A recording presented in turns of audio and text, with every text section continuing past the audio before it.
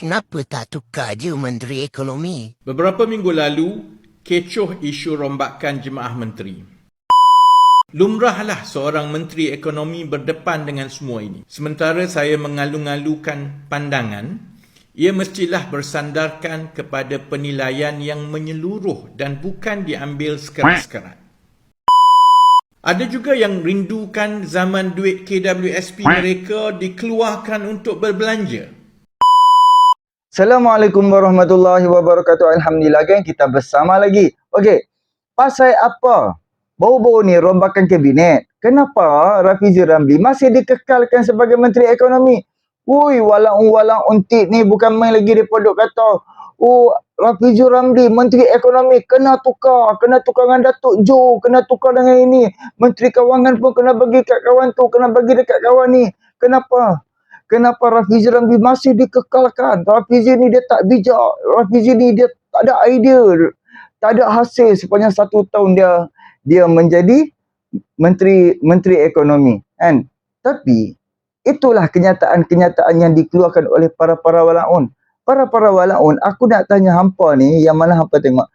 Adakah setiap hari ataupun seminggu sekali ataupun sebulan sekali hampa semua ni penonton ni hampa cek, hampa lihat dekat ke semua media-media sosial menteri-menteri kita ataupun Perdana Menteri, Timbalan Perdana Menteri, Menteri Kewangan, anulah kan, Menteri Ekonomi, Menteri Pertahanan ataupun siapa-siapa punya menteri, Mak Sabu ke apa, ataupun ahli parlimen tempat hampa, ataupun daripada TikTok ke, Facebook ke, mana ke, adakah hampa cek? Adakah hampa pilihat apakah aktiviti mereka? Apakah yang mereka dah usahakan? Apakah yang mereka dah buat? Ataupun hanya semata-mata kalau hampa boleh nilai. Ada juga ahli parlimen, setiap hari kita tak nampak pun dia posting video-video, gambar-gambar yang dia tu buat kerja. Setiap hari posting status saja. Tulis itu, tulis ini, tulis itu, tulis ni, tulis itu. Maki sana, maki sini. Kata kat kawan tu, kata kat kawan ni. Itulah dua perbezaan aktiviti di dalam media-media sosial ahli-ahli parlimen. Sama ada dia buat kerja, dia tunjukkan kerja-kerja dia, ataupun dia hanya setiap hari duk posting saja, duk maki orang, duk kata kat orang, duk itu, duduk petikai macam-macam. Jadi itulah kan, hak yang Rafizi Ramli ni, kalau hampa nak tahu Perdana Menteri kita kan, menteri-menteri kabinet hari ni, kalau hampa nak tahu apakah aktiviti mereka, apakah yang mereka duk buat setiap hari ni. So aku syorkan kepada hampa semua, kalau boleh, kalau hampa rajin setiap hari ataupun hampa duk main TikTok ke YouTube ke terlintas Anwar Ibrahim punya channel ataupun Rafizi Ramli punya channel, hampa tengok dekat di dalam depa punya channel depa, video-video depa, live depa ataupun daripada TikTok ke, Facebook ke, mana-mana media-media ni, hampa boleh cek, barulah kita boleh menilai apakah ahli parlimen kita, menteri-menteri kita, dia buat kerja ataupun dia duduk saja. Kita kena ambil tahu. Kalau kita tak tahu, betul mudahlah kita diperbodohkan. Padahal tak buat kerja apa pun. Tapi dia duk cerita kata dia buat kerja lebih. Ada juga orang macam tu.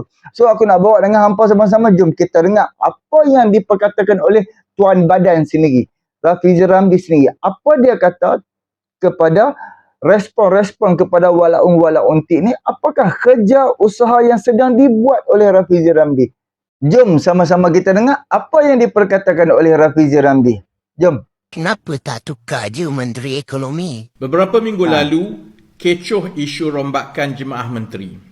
Saya tahu satu harapan penyokong pembangkang yang menggunung ialah melihat orang lain menjadi Menteri Ekonomi supaya mereka dapat canangkan kegagalan reformasi ekonomi negara. Lumrahlah seorang Menteri Ekonomi berdepan dengan semua ini. Sementara saya mengalu-alukan pandangan, ia mestilah bersandarkan kepada penilaian yang menyeluruh dan bukan diambil sekerat-sekerat.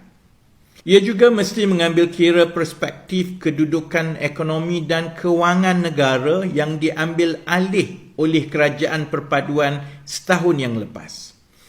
Rakyat kita telah terbiasa dengan amalan pengumuman projek atau buah tangan sebagai bukti ada perancangan ekonomi di pihak kerajaan. Ada yang suka bertepuk tangan menyebut projek-projek mega berpuluh-puluh bilion yang pernah diusahakan oleh pentadbiran lalu tanpa mengira beban hutang yang mereka sebagai rakyat kini tanggung ataupun yang kini terpaksa ditangani oleh kerajaan sekarang. Ada juga yang rindukan zaman duit KWSP mereka dikeluarkan untuk berbelanja.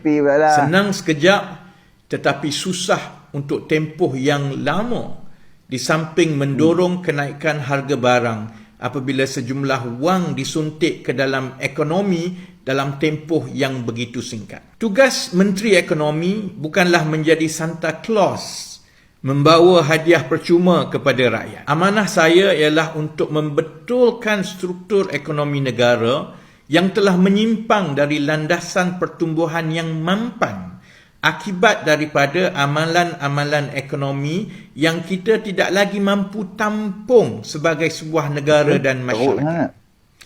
Apakah amalan-amalan yang telah gagal ditangani oleh pentadbiran-pentadbiran lalu?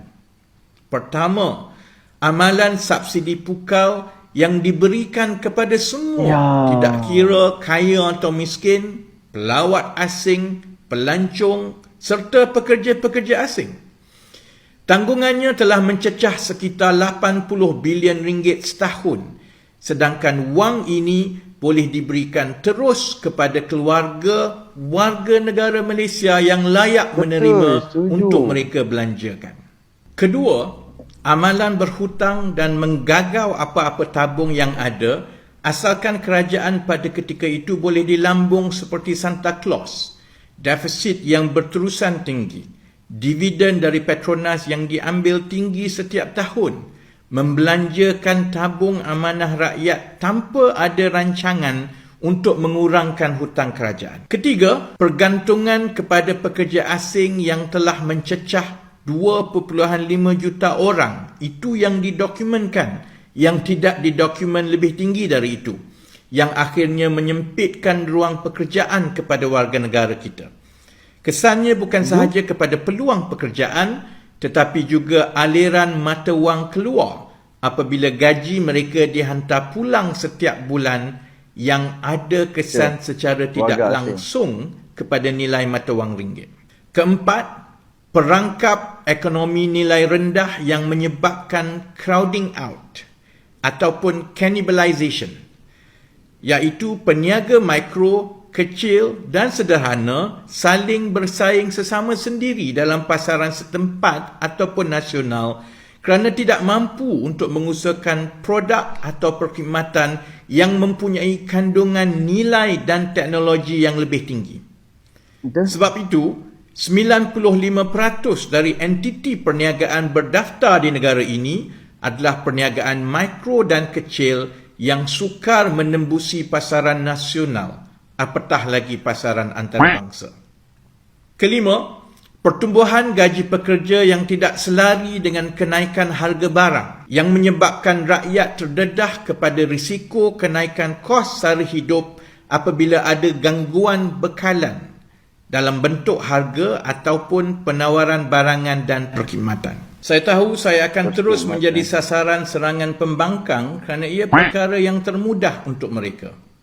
Saya juga tahu tanggungjawab saya untuk terus memberi pencerahan supaya saya sendiri dapat meyakinkan rakan-rakan saya dalam Jemaah Menteri untuk tidak mengambil jalan pintas seperti pentadbiran-pentadbiran lalu dan lari dari menyelesaikan masalah-masalah pokok begini. Fokus kepada reformasi ekonomi jangka sederhana dan panjang ini sangat penting. Menteri akan datang dan pergi. Kami berkhidmat atas peluang yang diberikan rakyat dan ditentukan Allah.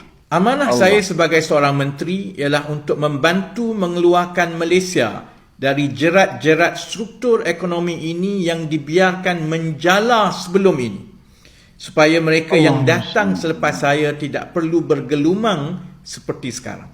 Saya membaca secara berterusan komen segenap lapisan rakyat, dari penganalisis ekonomi, tokoh akademik hinggalah kepada rakyat biasa. Ada yang mengambil jalan mudah hanya menceritakan sekerat-sekerat.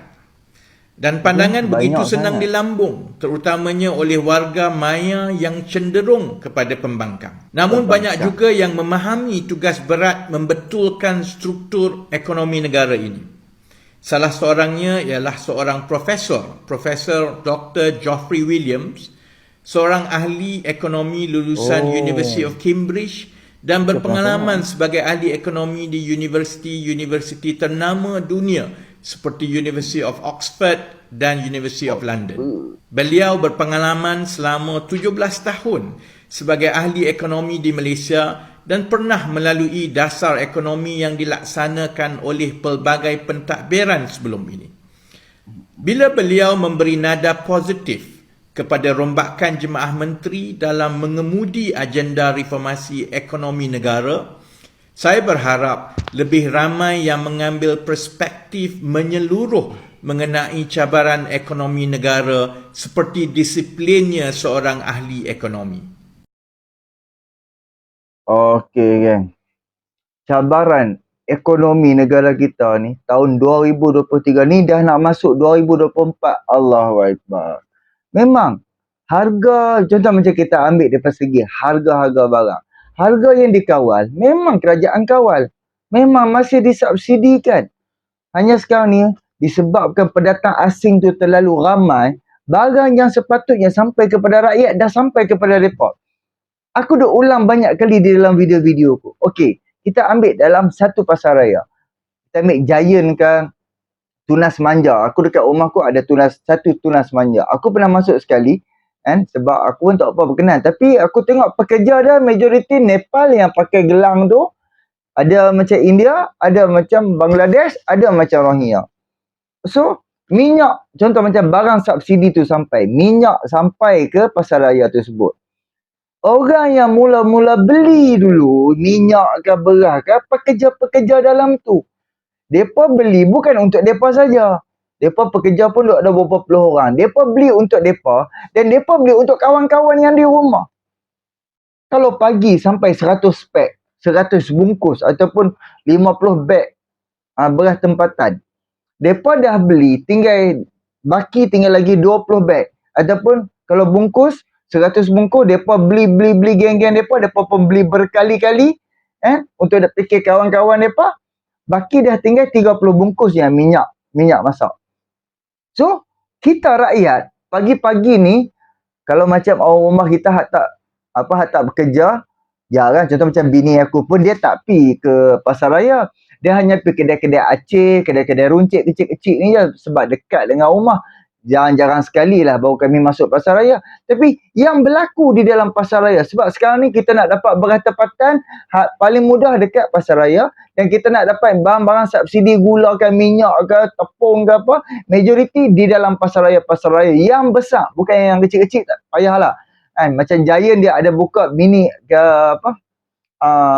Giant mini punya, tu pun susah. Kalau kita nak, kita kena pergi yang besar-besar. So yang besar-besar ni pekerja-pekerja dia pendatang asing. So yang mula-mula sampai barang tu geng-geng depa dulu beli. Itu salah satu barang subsidi yang dah bocor. Kita tak dapat, kita rakyat Malaysia yang duk bayar cukai, pelbagai cukai hari-hari, kita tak dapat, tak sampai kepada kita. Sampai kepada pendatang-pendatang asing. Sebab tu untuk apa yang diusahakan oleh subsidi daripada Rafizi Ramli ni, soal subsidi bersasar ni, aku setuju sangat-sangat. Kalau boleh subsidi minyak, subsidi apa-apa jenis subsidi, kerajaan tarik. Tak kira petrol ke apa, kerajaan wajib tarik. Kalau boleh, ini pendapat aku, kerajaan tarik subsidi supaya pendatang asing ke ataupun kita ke beli ikut harga normal. Tetapi rakyat Malaysia sahaja yang ada family, yang ada anak, kena dapat walaupun 300-400 bulan untuk satu bulan. Kita ambil satu family, kita bajet sebulan dia pakai minyak 4 bungkus, 5 bungkus. Dia pakai beras, okey 2 beg. Macam aku pun satu beg kita ambil 2 beg. Dan tepung jarang-jarang sekali lah. Macam bini aku pun jarang-jarang sekali dia macam menggunakan tepung. Dan minyak kereta aku bulan lepas aku agak teruk sikit lah minyak kereta, sebab aku dah buat 4 biji rumah. 2 biji rumah tempat yang sama. Satu rumah Abah Aspirasi, siapa dah kenal, dekat Sungai Buloh. Satu lagi dekat Bangi. Aku minyak kereta saja. Aku duk round ni setiap hari kecuali hari Ahad. Minyak kereta aku saja RM1,000. 1,100 lebih lah. Tapi aku ambil 1,000 lah. Itu belum masuk tas senggur lah. Tas senggur dalam 200, 300 macam tu lah. Kan? Itu aku. Tapi bulan ni okey sikit lah kan. Bulan ni hanya 2 job lah. Kan? Ni yang bulan 11 saja. Okey. Walaupun dia macam penggunaan aku banyak. Kan? Dengan harga, contoh macam sekarang harga RM2. Tak apa. Kerajaan tarik minyak akan jadi RM3. Tapi yang untuk rakyat Malaysia ni, kerajaan bagi duit kepada Ekombank kita. Kerajaan bajet kan. Untuk minyak, kerajaan bagi 100 kat hang untuk duit subsidi menggantikan harga minyak yang naik. Sebagai contoh. Sebab sekarang ni pun kerajaan tengah bagi 1 liter RM1 subsidi.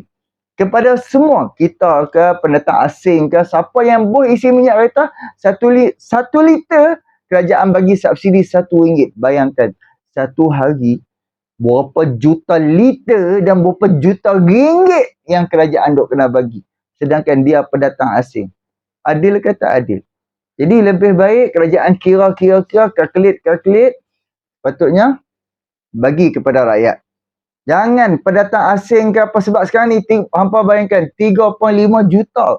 Weh, itu yang berdaftar. Yang tak berdaftar ni Rohingya berapa juta hari ni.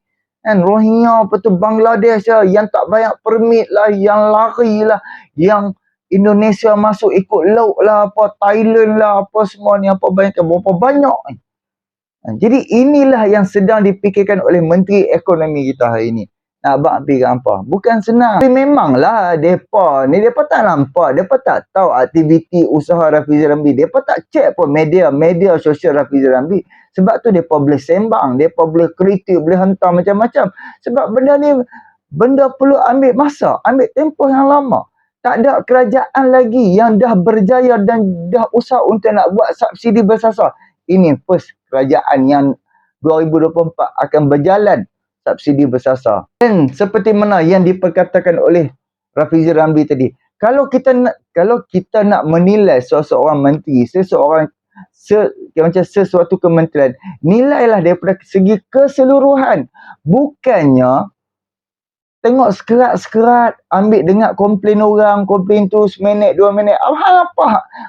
Apa yang kita nak boleh tahu?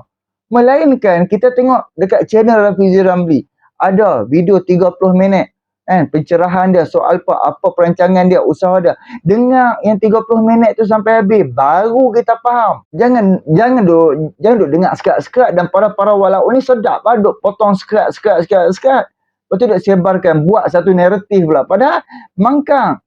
Itu pun kan, sebab apa? Sebab tak ada modal, tak ada hujah. Jadi kerak sebarkan. Itulah kerja-kerja pembangkang. Dan satu lagi pasal hutang negara. Siapa nak bayar hutang negara ni? Siapa nak bayar sekarang ni? Yang dibuat hutang hari ni naik 1.5 trilion. Siapa yang buat? Hampa tak payah sembang. Kerosakan hari ni, hampa yang buat. Kerosakan ekonomi lah, servis lah, sistem lah, apa segala. Bermula daripada tangan-tangan hampa. Hampa yang buat.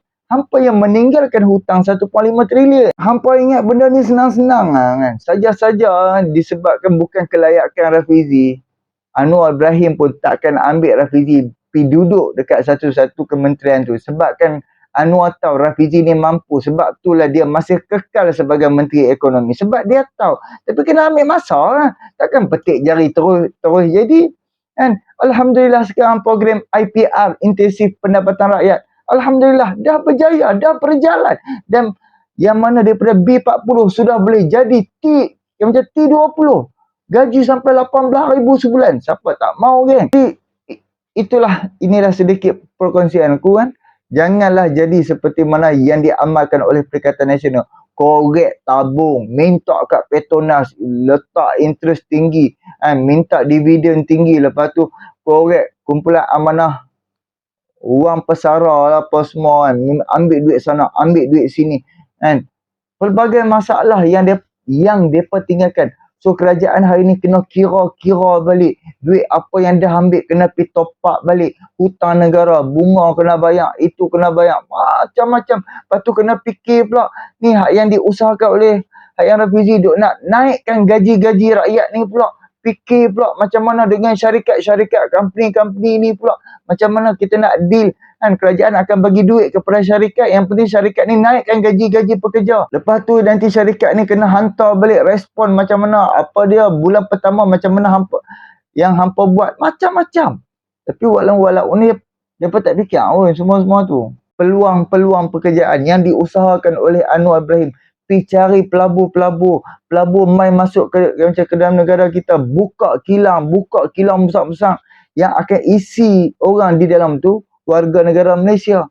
Orang Malaysia, orang Melayu kita lah yang akan bekerja di dalam kilang-kilang tu. Tapi walau ni pun tak fikir kan. Sedangkan kita bukan bangga je Anwar Ibrahim pi ke mana-mana saja dapat bawa balik pelabur puluhan bilion, ratusan bilion dah, 200 bilion lebih, hampir 300 lebih dah pelaburan yang dah masuk. Tapi mereka tak pasti bersyukur kan. Mereka hanya nampak gagal.